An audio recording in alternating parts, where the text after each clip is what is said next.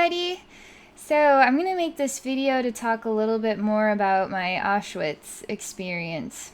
So I've talked a little bit about this in the other video, just what sort of prompted the inspiration for Joseph and I to do healing for Auschwitz, and a little bit about my personal experience of my journey, which was really unexpected. I was not allowed to see the darker side of Auschwitz. I was not allowed to see more. I was only allowed to experience, which was a Novocaine sensation, a numbness, the consciousness of the space, wanting to hide its secrets still, not wanting to expose them, but wondering too if part of that reflection was I not wanting to see what was truly there, if I was not ready yet to see what was truly there. I spent time yesterday really thinking about some things, about myself, and about my relationship with this, and self-learning stuff, right? We should always be thinking about whys. Why do I react this way? Why did I want to do this in the first place? What is my real deepest feelings about Auschwitz, just to say as a human being? I took the time yesterday to go through image after image after image of Auschwitz. It's a horrific thing, right? Human beings treated like worse than trash. Children under experiments of severe and nightmarish kinds. This angel of death, this Joseph Mengele, I'm not sure how to pronounce it exactly, but image after image. What I found to be the oddest thing was how dissociate maybe is the right word. I didn't feel any emotion. I mean, I did. I could see this was really sad. This was very disturbing. These images are unbelievable. It's unfathomable what took place. I think about the world today and I see a world that does not appreciate all that it has on some levels, but also is still in a state of grieving, a state of suppression, a state of mental anguish. In first world countries, people are exhausted, they're upset, they don't feel like they are given enough freedoms. People struggle with money. People with kids have a really hard time affording daycare and just all types of stuff. First world countries have problems. Third world countries have problems too. It seems like we have problems everywhere. And I've been thinking a lot about how horrendous, what the problems were like in a concentration camp. Each and every day was a problem. In comparison to what we have now, we have it quite good. We're not on a torture bed. We're not starved to death. We're not seeing what is going on around us and knowing there is no hope or any chance of making it out of this alive. More than likely we'll end up in a gas chamber or in an oven or who knows what. It just makes you think, right? As I was exploring my emotions about this, which seemed to be because of the work that I do, I've been finding myself able to digest horrendous images without reaction, emotional reaction. What makes me more emotional is trying to get to the other side of the illusion, get to the other side of the consciousness that is afraid of itself, the consciousness that is choosing to put a face forward and trying to get underneath the skin of it. How many of us have a face forward, but underneath the skin we are something else? Spaces, spiritual spaces also are like this. Spiritual spaces also have a consciousness. Your shoes have a consciousness. Auschwitz has a consciousness. Your fruit has a consciousness. Everything has a consciousness. Is it a human consciousness? It's an energetic consciousness of its own kind. It has a history. It has feelings. It is a digesting all that took place in Auschwitz, all that takes place on your feet, all that takes place in your refrigerator. All this stuff. It's sort of like, that's why blessing your fruit and vegetables and your meats and your granola bars and your ice cream and your medicines and your teas and your coffee is a beautiful thing, because you alter the frequency of the energy. We can also alter the frequency of the energy in spaces like Auschwitz. So anyway, I was thinking a lot about my emotional reaction or lack of emotion. Because I've noticed this. I've become desensitized to seeing very horrific things. And I see the dark sides of souls, and they aren't pretty.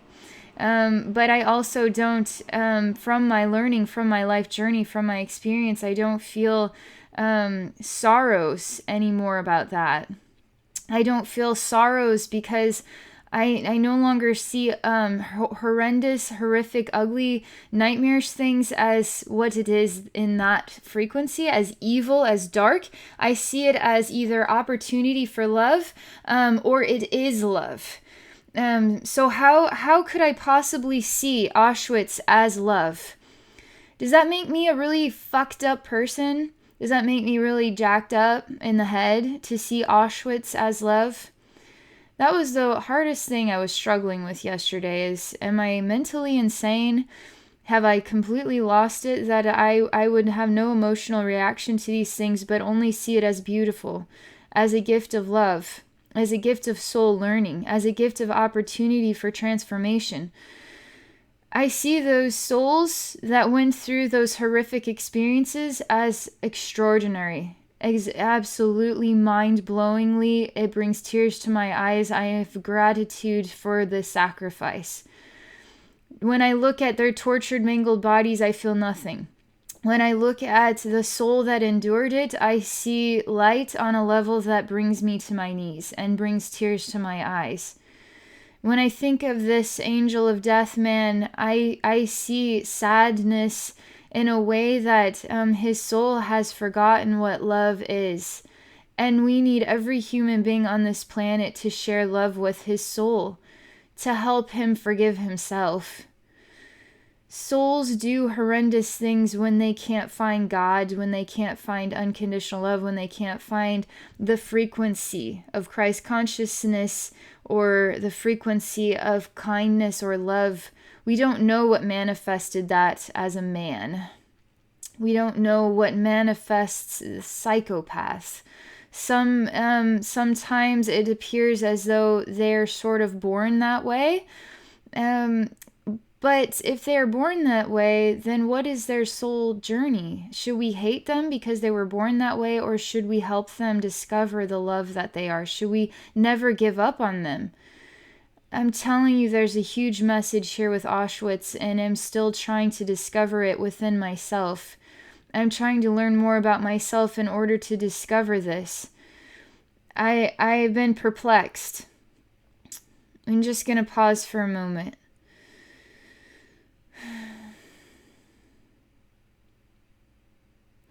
So, I had thought about doing a video to go back to Auschwitz to see how I may see things differently.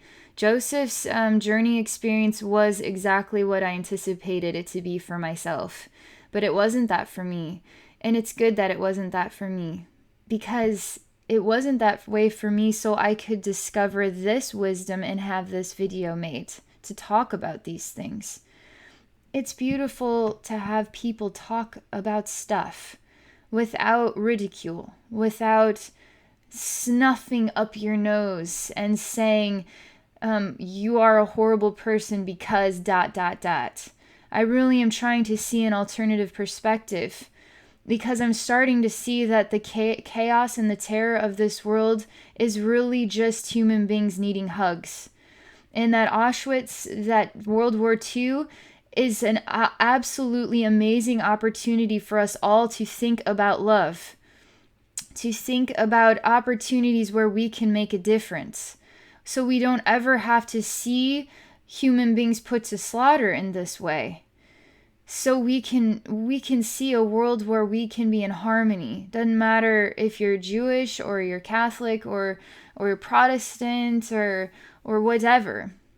I lived in Belfast, Northern Ireland for 2 semesters of school, and I got to experience what was very unusual to me, a community entirely based on religious imbalances. Are you Catholic or are you Protestant? I will like you if you are Catholic and I am Catholic. I will hate your guts if you are Protestant and I'm Catholic, etc. People killing each other over this stuff.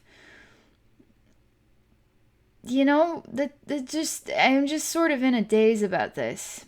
Ku Klux Klan, for instance. People honestly do feel like this is a good idea.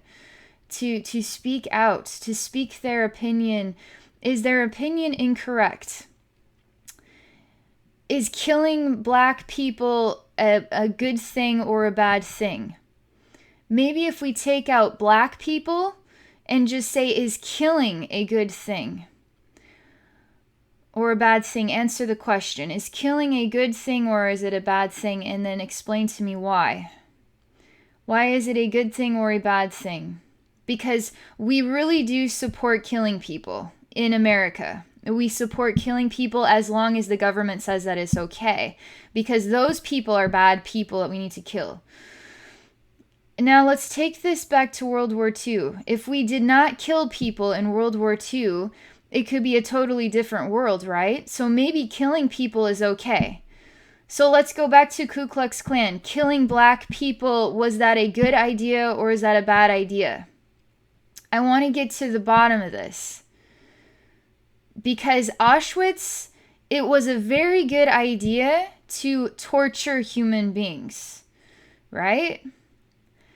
But when we look underneath the surface of human behavior, to look at the soul reflection, the discovery of the learning of the experience of love. What is love? What is not love? And how will I face that experience? This is important, powerful stuff here we're talking about. This is opening the mind stuff. This is not a superficial conversation. This is a deep conversation. So I just need to pause for a moment.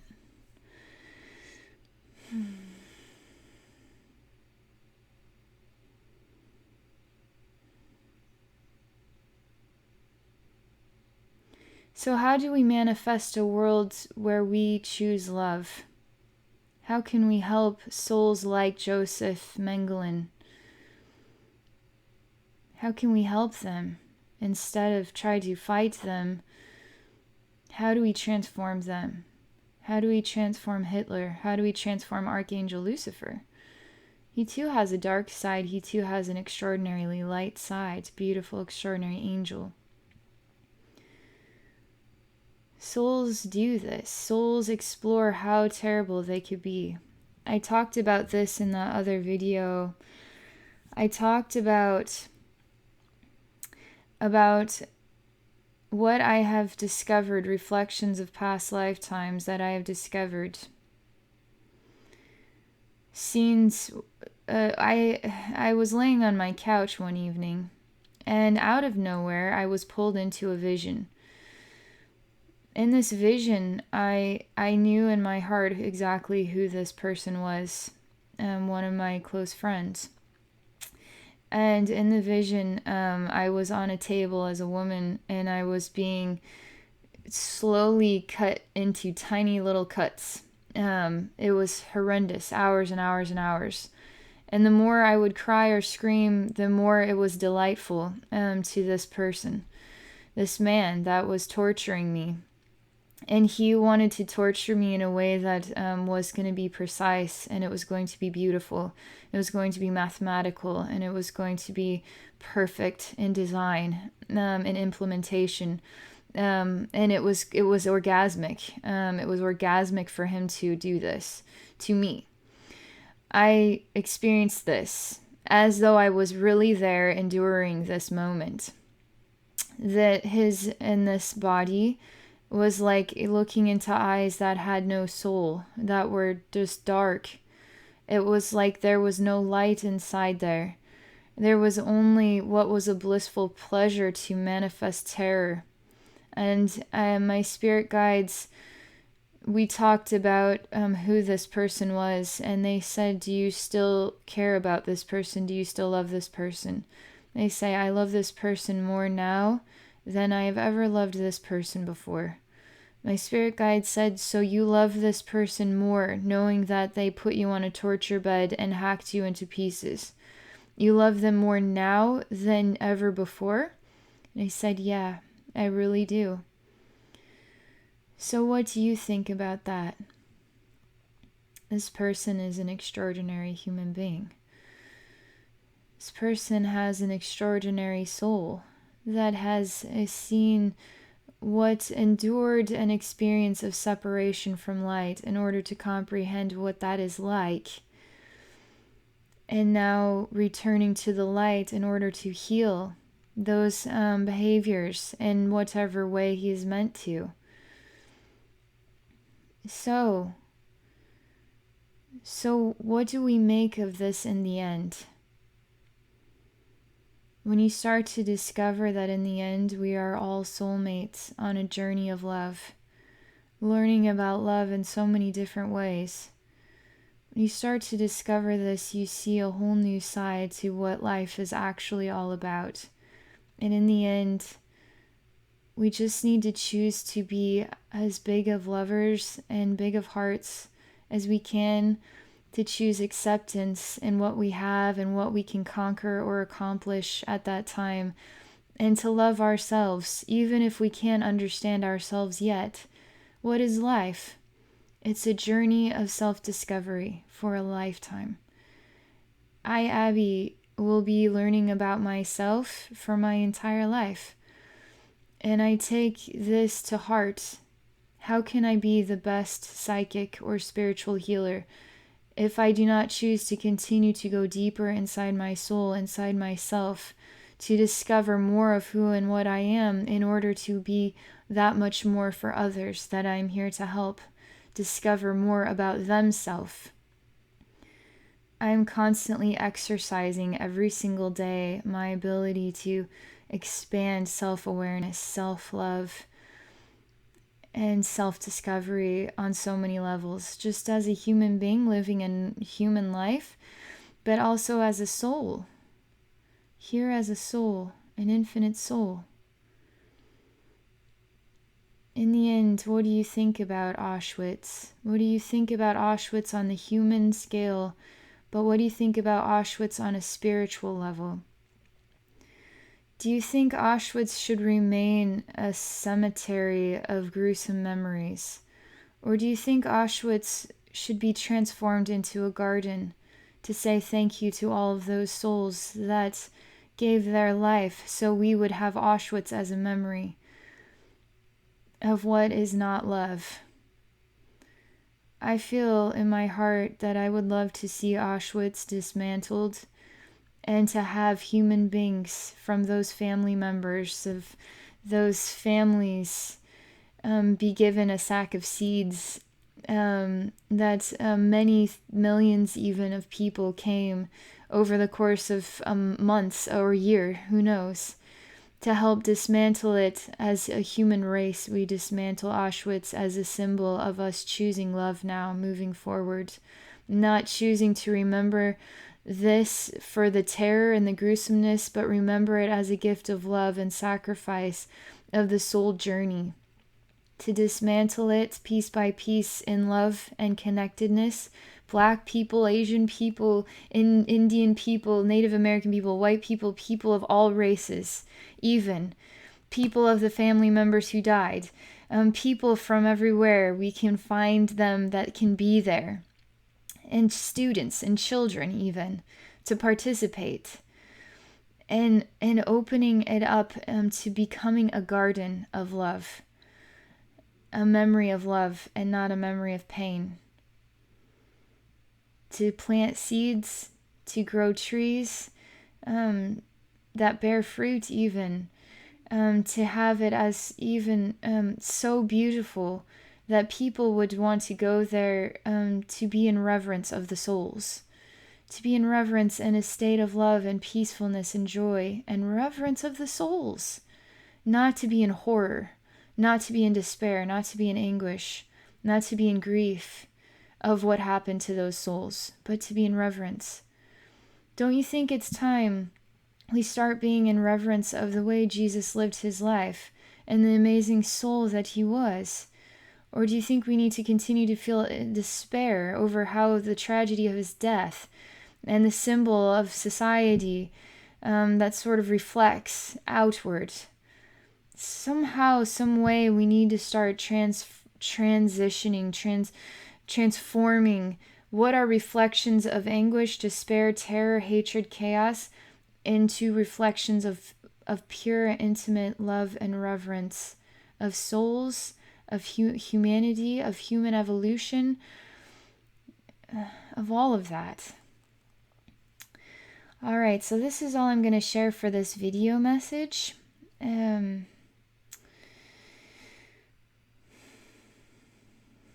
That's all I'm going to share. So thank you so much for exploring this journey with me. It's not just a journey where I inspire self-discovery for you. It's a journey where I am also discovering myself with you. And we are learning about the extraordinariness of the human race and the infinite universe together. So I hope this gives you something more to ponder about, to think about. If you're interested in exploring a psychic session with me, please visit me at my website at abbeynormalswisdomquest.com. Thank you for watching, and I wish you a wonderful day.